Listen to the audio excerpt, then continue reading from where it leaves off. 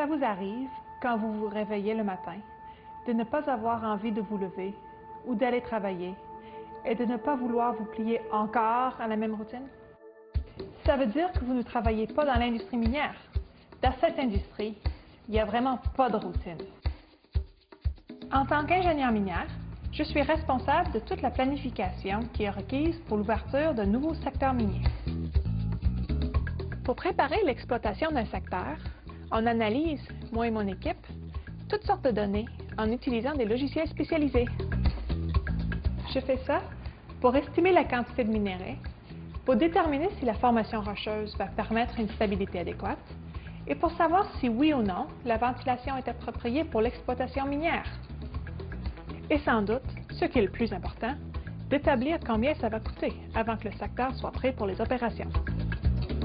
Mais tout ce qui se fait dans l'industrie minière résulte d'un effort de groupe.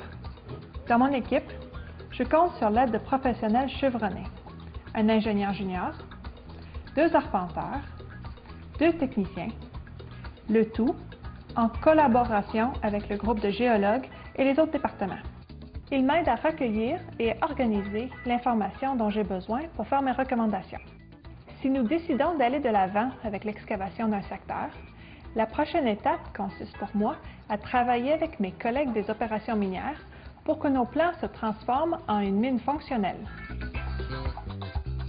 Nous passons à la loupe les plans et nous préparons des plans de travail détaillés pour tous les aspects de la construction.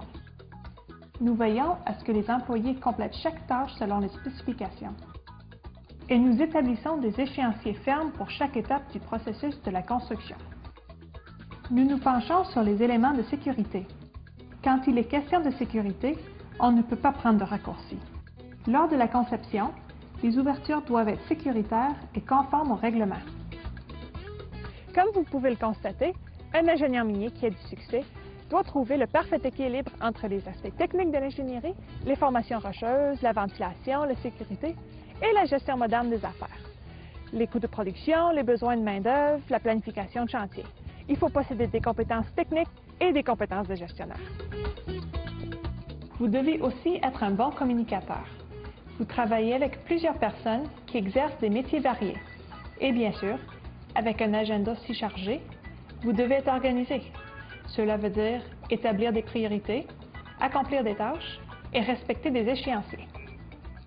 Dans cette industrie, il n'y a vraiment pas de routine.